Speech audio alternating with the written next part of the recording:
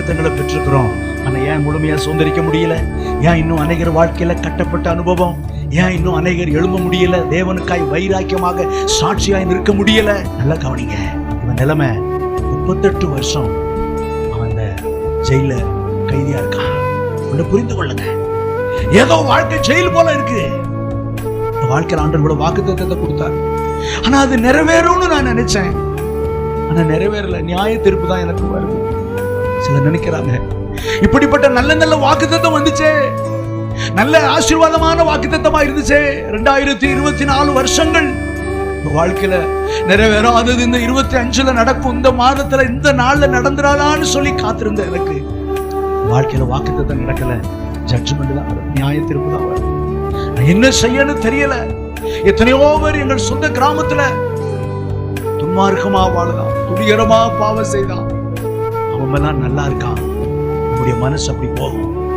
அவன் நல்லா இருக்கான், ஆனா எனக்கு இவ்வளவு வாக்குத்தத்தங்களை ஆண்டவர் கொடுத்தாரு. என் வாழ்க்கை இன்னும் சிறை அனுபவமா இருக்கு, இன்னும் வேதனை நிறைந்ததா இருக்கு, இன்னும் என்னால எழும்ப முடியலையே, ஆண்டவருக்காய் வாழ முடியலையே, இந்த கட்டுகளில் இருந்து ஒரு விடுதலை பெற முடியல. எத்தனை வருஷ காலமா கடன் பிரச்சனை, இதுல இருந்து ஒரு விடுதலை இல்லை. எவ்வளவு நாட்களாகவோ வியாதி பிரச்சனை, குடும்ப பிரச்சனை, சொத்து பிரச்சனை, அதுல இருந்து ஒரு விடுதலை இல்லையே. என்ன செய்யணும் எனக்கு தெரியல. அவன் அந்த மாதிரி ஒரு நிலைமையில இருந்தான். பைபிள்ல 38 வருஷம் மனிதன் 38 வருஷமா பதஸ்தா அந்த ஆட்டு வாசல் அருகே கடந்தான். அவனுக்கு அவன் நிலைமை, அவனை கொண்டு போய் அந்த குளத்துக்குள்ள விடுறதுக்கு ஆள் இல்லை, அவனுக்குன்னு ஹெல்ப் பண்ண யாரும் இல்ல.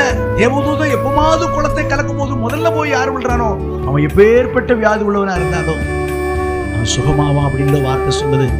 ஆண்டவர் இயேசு அவன் வெகு காலம் வியாதியஸ்தன் என்று அறிந்தவன் கிட்ட வந்து, நீ சுகமாகன்னு விரும்புறாயா? ஆண்டவர் கேட்கிறான். அவன் ஆமாங்க, உன் படுக்கை எடுத்துக்கொண்டு நட. அதே ஆண்டவர் இயேசு கிறிஸ்து இன்னைக்கு ராத்திரி நம்முடைய மத்தியில் இறங்கி வந்திருக்கிறார்.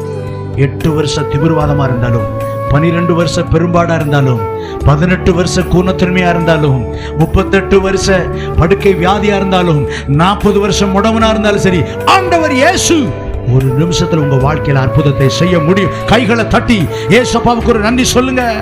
ஹல்லேலூயா, ஹல்லேலூயா. நல்ல கரங்களை ஓங்கி தட்டி ஆண்டவருக்கு நன்றி சொல்லுவோம்.